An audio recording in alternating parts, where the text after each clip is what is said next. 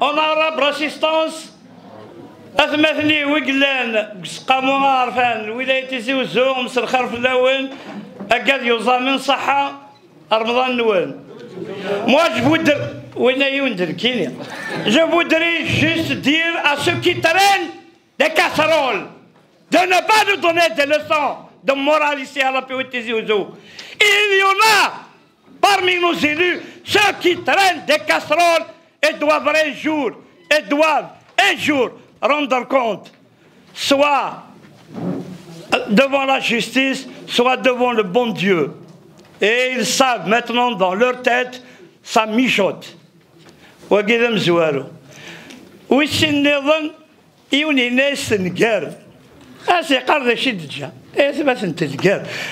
avez oublié qu'on a failli à un moment que l'État soit effondré par ceux qui ont géré le pays pendant 20 ans, ce qu'on appelle la Issaba, les partis de la Mouellette et consorts. Vous avez oublié tout ça. Et c'est bien, les gens se sont mis avec des nouvelles vestes et venir ici nous donner des leçons. Ya salam. Salam taki ya habibi. Alors c'est vrai, le bilan, la manière dont il a été présenté, elle n'est pas correcte. J'ai assisté durant 8 jours à l'arbitrage des communes dans le cadre des PCD.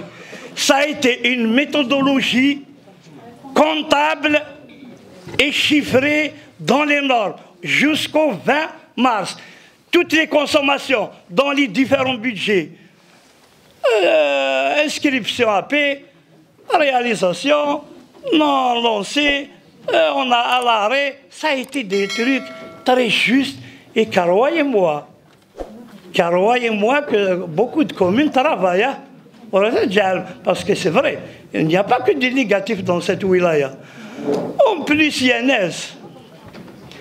l'instabilité de l'exécutif de la wilaya. Je l'ai dit la fois passée, le monde a passé.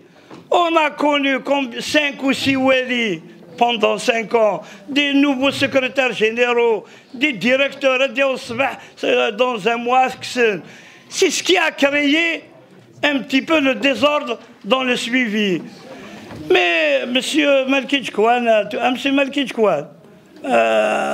merci d'avoir parlé de 15 000 € concernant le barrage. C'était ma propre intervention lors de la sortie de M. le Président d'APOI avec Chara le droit d'auteur. Alors, 2019, le barrage de Souk el-Thalatha, il est à l'arrêt à cause de quelques logements. Moi, je suis méticuleux dans les calculs, et je suis très fort, car croyez-moi, si on dit au bout de 3 ans, est-ce que réellement, maintenant, parce qu'on n'a pas vu, c'est le directeur de la société turque qui a annoncé qu'il y a 15 000 € d'immobilisme par jour, ce qui fait une somme énorme, 15 000 €, et je au marché noir, c'est 740 millions. Alors, c'est de quoi construire plus de logements à ces personnes et pour dire que la Kabylie ou bien l'Algérie connaît un stress hydrique. On connaît un stress hydrique, il ne nous a pas donné le risque. Donc autant faire vite et dégager cet ouvrage, combien il est nécessaire pour notre wilaya. Mais nous sommes à la traîne par rapport aux pays développés. Mais nous sommes un pays sous-développé. Moi, je peux vous le démontrer. Pourquoi jamais un marché ou un projet a démarré sans avenant? Il y a des projets qui ont connu une dizaine, une vingtaine, une trentaine d'avenants. Pourquoi nous avons souvent payé des bureaux d'études à travailler derrière leurs bureaux? On ne les a jamais responsabilisés pour que ce projet ne soit terminé. premièrement dans les délais et dans les études justes, correctes et complètes. Je vais vous donner un exemple quand j'étais au comité des marchés de 2010, la fois qu'elle à la Wilaya. Le lycée de Tamda devait démarrer à 560, 600 et quelques millions de dinars. Au bout de 15 jours, la commission a reçu un avenant de, écoutez bien, de 170 millions de dinars. 17 milliards. Pourquoi? L'OPJ avait réalisé des logements à Tamda, au lieu de prendre les terres excédentaires à une décharge publique, elle les a déversées juste à côté, sur une assiette réservée à un lycée. Donc l'entreprise, elle doit dégager cette assiette.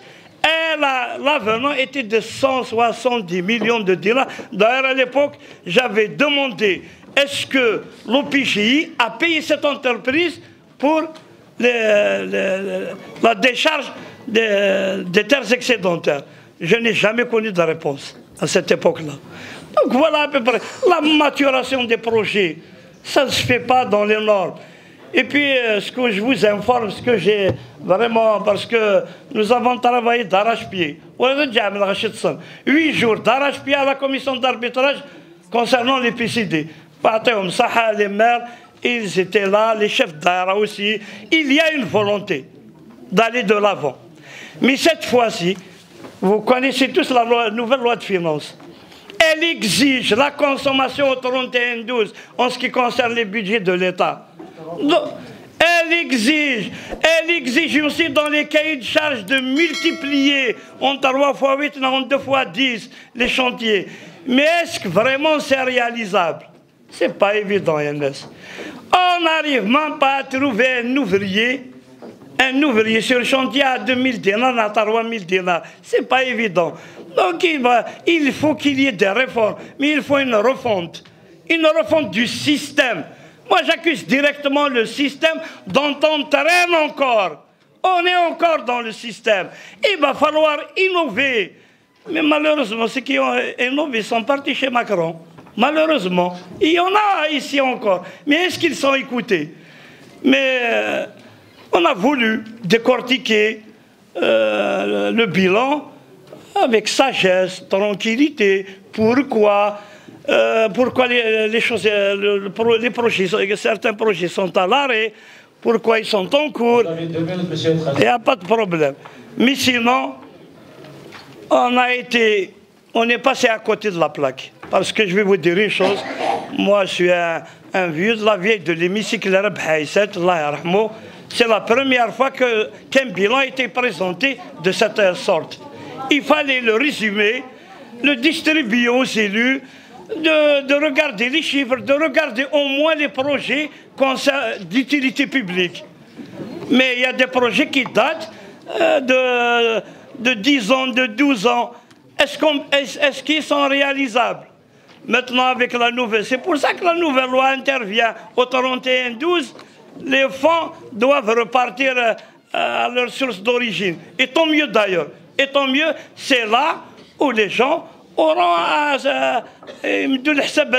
devant, pas devant, nous sommes un organe de contrôle, effectivement.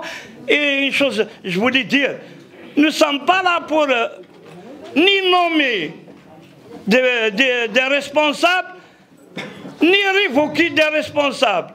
Nous sommes là pour qu'ils nous donnent, nous rendre compte, à notre tour, nous le rendons compte à la population. Sahaf Torkoum, salam alaikum.